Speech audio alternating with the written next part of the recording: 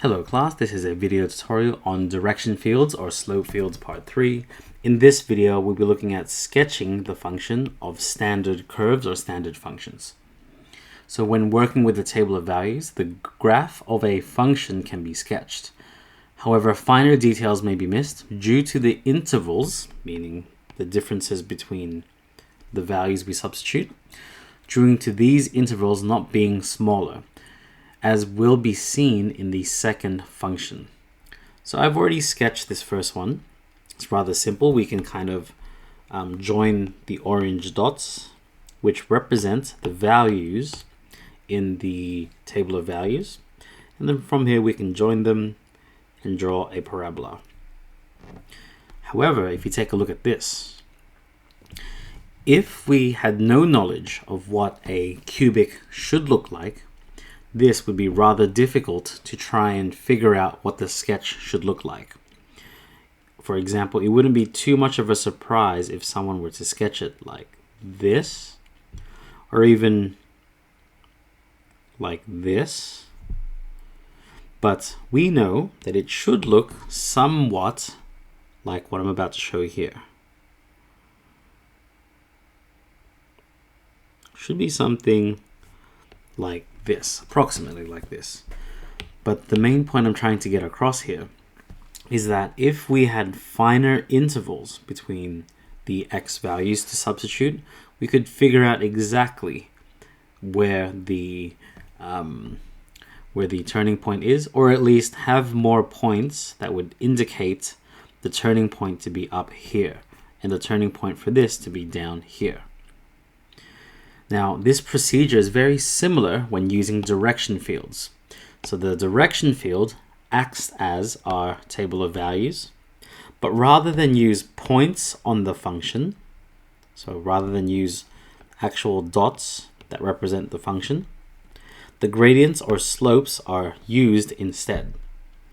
But now lastly, due to the arbitrary constant plus c in all differential equations, a single curve can be sketched out of a possible group of curves.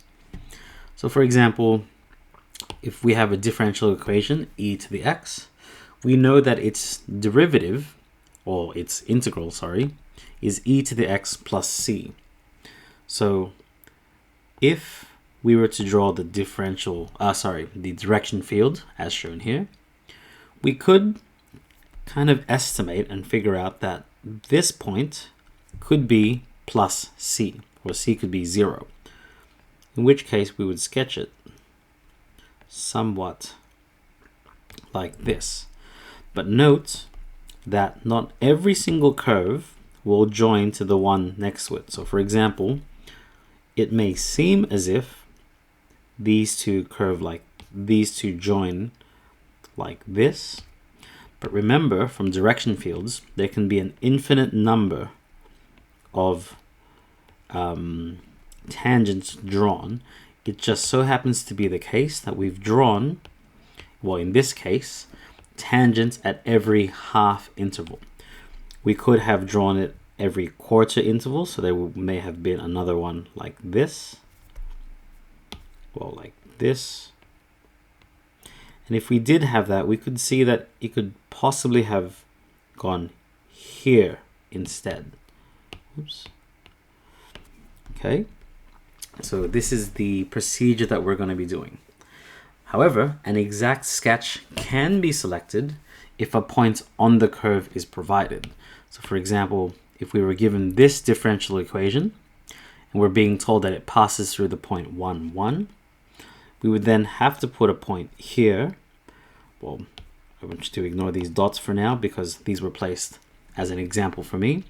But if we were to place this point, because it's what's been given, I hope you can visualize now that this point would connect to something like this.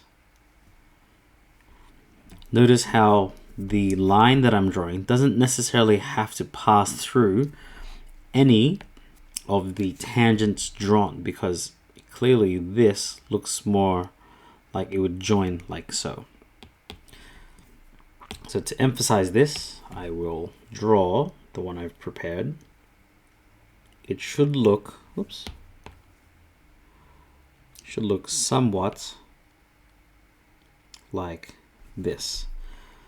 Notice how there are some points, actually most points, where it doesn't pass a tangent that's already drawn in the direction field. Okay, so the idea is we need to be able to visualize the sketch of the original function, in this case function, of what the differential equation represents. Okay, so you can pause and give these a go. So let's draw a possible curve, like one possible curve from the given slope field. Okay, so for example, let's just say that I pick a point. Let's say we pick this point here. This point here is -2, -3. At that point, it is very steep. I can see that the curve looks like it wants to do something like this. But remember, we could have drawn more tangents at this point. So it looks like it wants to do something. The curve wants to join to something like this.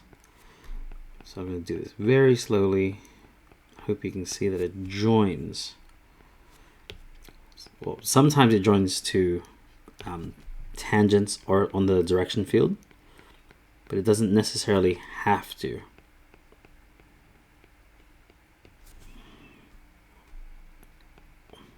Looks to be the case. Notice how I almost felt as if I wanted to join this, but the curve itself, just from experience, it feels like it shouldn't turn at that point. So it should be something more like this. But notice now at this point, it's very shallow. So it's doing something like this. Like this. So let's continue that using our direction fields as a clue. So it's getting more steep at this point. But then it got less steep at this point. So it looks to be the case that it's curving up, and then it doesn't pass through the x-axis again, and it's curving straight back up like so. So finishing this off, it looks to be the case that it'll do something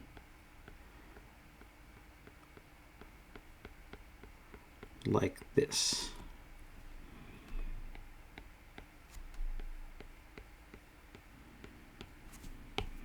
Okay, so now joining all of this in one continuous curve.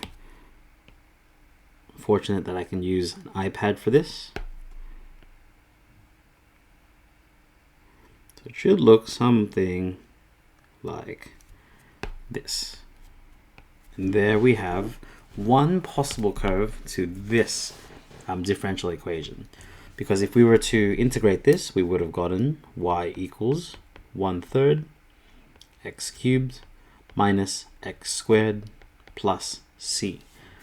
So in this particular example, I've let c be equal to 3.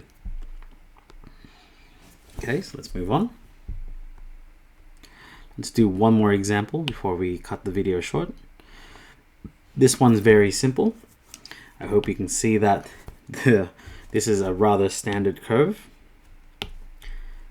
In that, let's just draw the standard integral of this. Y equals sine x plus c. And let's just let c be equal to 0. So it would curve like this. It would begin at 0. And then at pi, which is 3.14, very close to here, because these are values of well, integers, not pi, not in terms of radians. So it looks to be the case that the curve should definitely be something like this.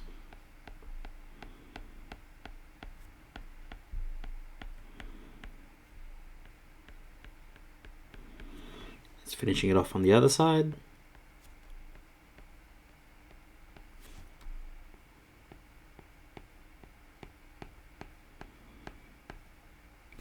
Now, you can probably guess that using a pencil for this is very much advised.